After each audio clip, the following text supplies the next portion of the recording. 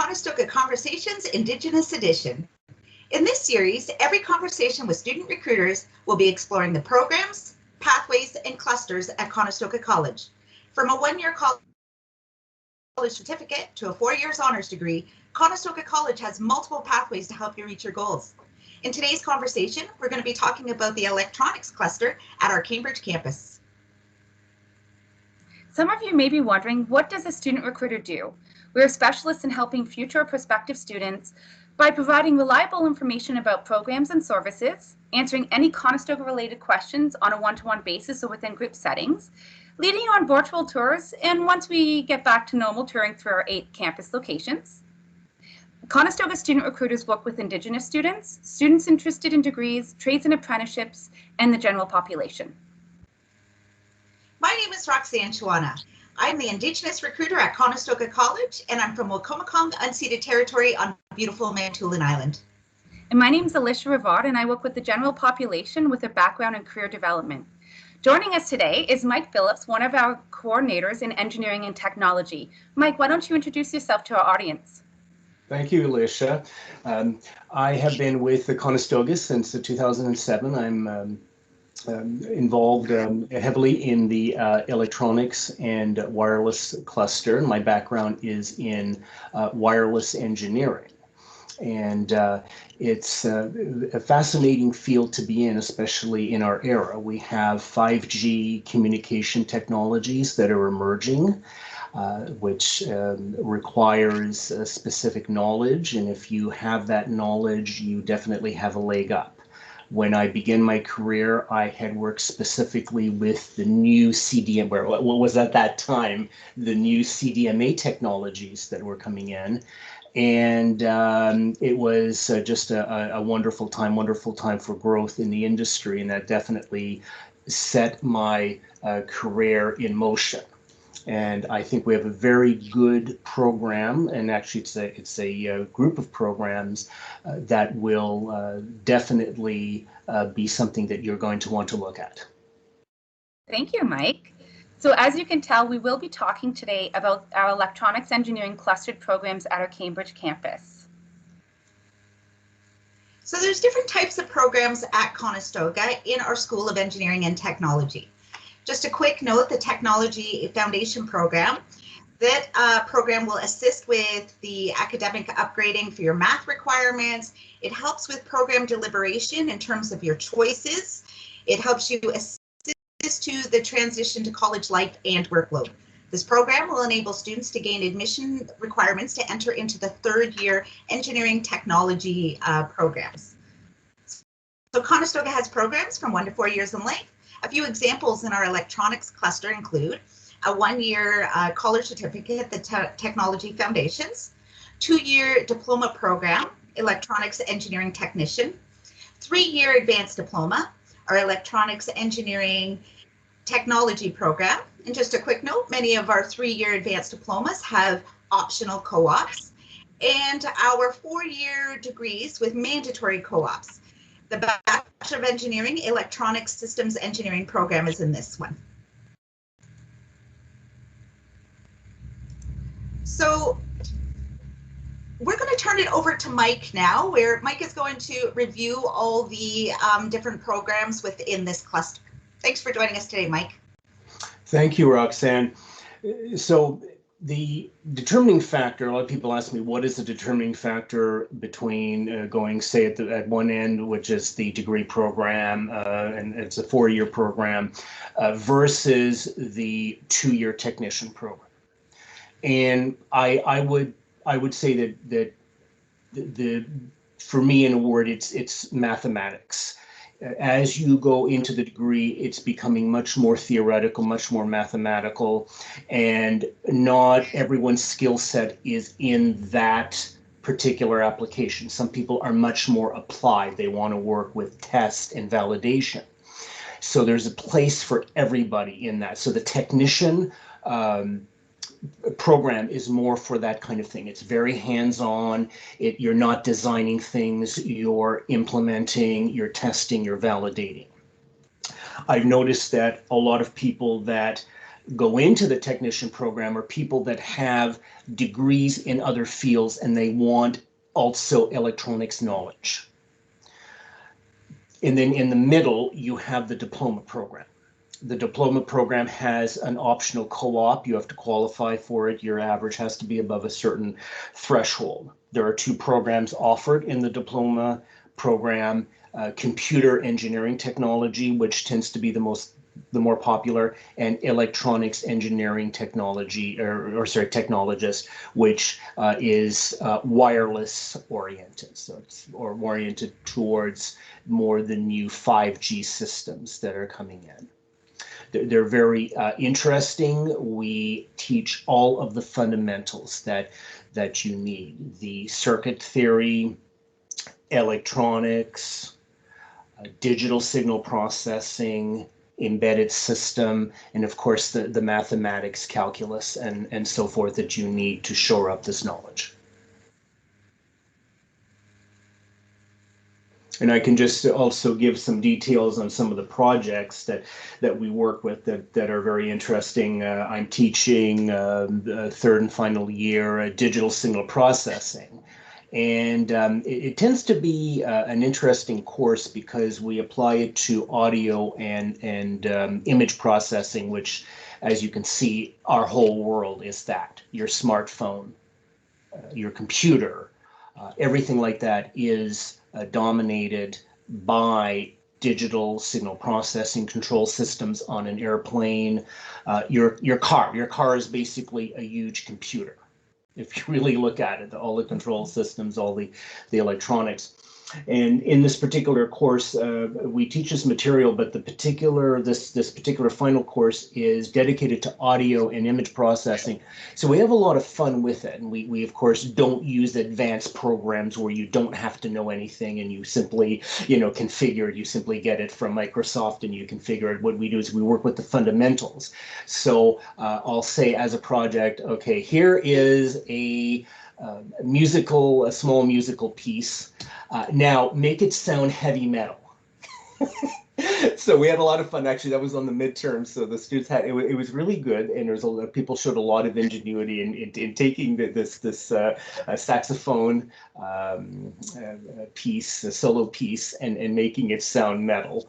And then for the image component, we'll say, all right, here is a suspect. Here's a photo. It's blurred and taken under poor lighting conditions. I want to know what the suspect looks like so we can make the arrest.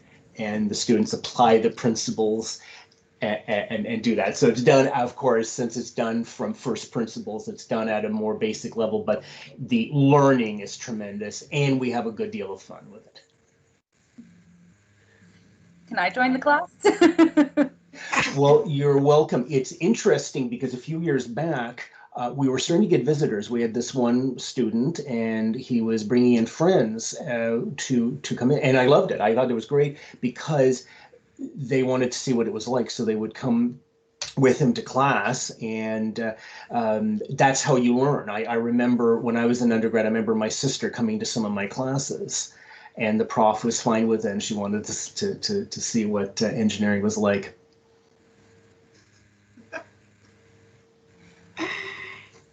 So after the two programs there, we do have the Bachelor of Engineering or Electronic Systems Engineering. Could you chat a little bit about that program? Yeah, well, actually, that's the faculty I started off in, and it is project-oriented, very innovative. So when I was contacted to work in it, I found it very, very interesting approach. So the way that it was designed is that every semester has a central project. So I'm a telecommunications person. So in the telecommunications semester, you are to build an end-to-end communication system. And you start off with the fundamentals. As you're progressing in this, the theory, the teaching supports the project. It feeds in. You're taught what you need to know for the project. Then it is generalized. So you're taught exactly what you would need to know in any other program, but it's focused. So you're applying immediately what you're learning. And I thought that was amazing. It takes a lot of coordination, and you have to make sure that you keep up with the rest of the class, in doing it. But it's tremendous. A very, very interesting system. Our students are well placed, and it is co-op. It is co-op. So a lot of people easily pay their way through college with their jobs. So wonderful. Awesome. Thank you. you. So it's heavily, like you mentioned math a few times, so I just wanted to point that out to any students that are considering working in or applying to these programs, is just making sure that you do have your math programs. And you can see that in the degree you need, at least one of your maths. And I think that the advanced functions was the one that was suggested. Mike, do you want to talk a little bit about the accreditation we have with the CEAB? Yes, so the degree program is fully accredited. So when you graduate, it is an engineering degree, okay, Bachelor of Engineering. Prior to this, in the very beginning, it wasn't so, but of course that's no longer applicable, but it is fully accredited. You get the iron ring when you graduate, and you have a lot of applied skills. Our graduates are quite popular, and it's, like I said, a very innovative program. So what I understand from the accreditation is that it does mean that students can go work internationally later if they want, after they get their degree. They need to have some experience before they actually write and pass their exam. And then they're eligible, or they have the license of an engineer. Right. So in other words, if you want, so when you graduate from the program, you're an engineer, you have your iron ring. Now, if you want the designation professional engineer as recognized by the Ontario Professional Engineering Association, then you have to have 2 years of Canadian experience doing engineering work.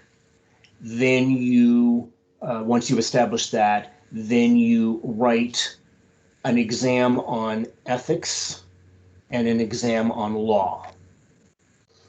And if you pass those, and again, if your experience is accepted as being, if it's seen as relevant and proper, then you get the designation professional engineer. And what that does is that allows you to work on projects that would affect the public good. So, for example, anything that pertains to safety, you would need that designation. If not, let's say you didn't have the designation and you're doing a design and it is something that would impact public safety, then an engineer who has the professional engineering designation, that person would have to sign off on your designs. Now, if you change jurisdictions, so in my situation, all of my professional experience was in the United States. So I was not able to carry that over to Canada for that designation. In the United States, in my field, you have often testimony that has to be given at municipal planning or zoning hearings regarding health and safety.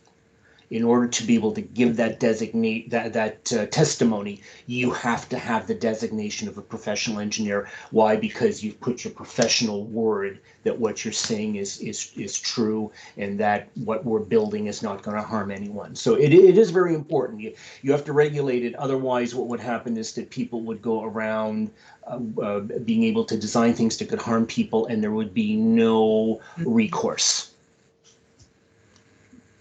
Thank you.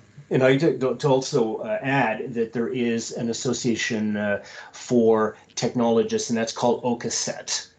And it's it's very similar to the Ontario PEO, Professional Engineers of Ontario, except that it's for technologists. So it's a very similar concept. You have to write law, and you have to write law and ethics exams, and it has the same significance that when you sign off on designs that are within your area of expertise, that it carries your word on it, or your reputation that what you're doing is right and proper. Okay, thank you. And I just have in my notes here too that you've described the degree and the accreditation. You've described the technologist. In what I have here is that for the technician, which is the 2-year program, more of the focus is hands-on. So actually doing the hands-on components in supporting those that are maybe designing or manufacturing down the road. Yeah, so what it is that the technician program, it's just been tweaked, over time. But the technician program is the first 2 years of the technologist program. So it just doesn't go into the same depth. So they don't get the DSP and the mobile telecom and things like that. So it's more fundamental. And Roxane, my experience has been that a lot of students that take it, when I was teaching in it, I would go in and I'd find a lot of physics students. I would find people that are some people working in the arts that need some electronics for their work. There's maybe an electronics component. Oftentimes you get international students that need to begin working very soon because they're brand new in the country, and they might start off and and you can always go back and become a technologist. There's nothing that says that you can't do that. I just thought I would point out, while it's on my mind, is that the Canadian Navy uses our 3-year and 2-year programs to train its personnel. So they like us. Navy and Coast Guard, they like us. Thanks for mentioning that, Mike. I remember reading that somewhere, so thank you for pointing that out, because I'm a little surprised we didn't have it. We're just going to talk quickly about some of the training facilities or the labs and workshops that students might use. What you'll see on the screen here is, actually, Lish, I'll get you to talk about this. Yeah, so this is the Electronic Systems Engineering Lab. It is a really great space where the students go, and it combines the theory and hands-on learning within all same 4 walls. So you're going to be in this room a lot of times. Students actually have the opportunity to participate in the lecture and move directly into applying their learning by working with the industry equipment, hardware, and software that you see in the pictures on the slide. So it is a really great opportunity for you to take theory and see it come to life. And that's what we try to do with these training facilities. And Mike actually referenced that earlier. So that's great that it ties it all together. Thank you. If you would like to connect with Mike in electronics, you can contact him. Here is his information. We'll make sure that we put this information also with the PowerPoint so you can access that. If you have any questions about Conestoga and maybe some of the electronic programs that we have, we want you to connect with either Elisha or myself, and you can do that by setting up a Zoom conversation. You can text ourselves, or you can shoot us an email, whatever is your preferred method of communication. Until next time, bon appétit.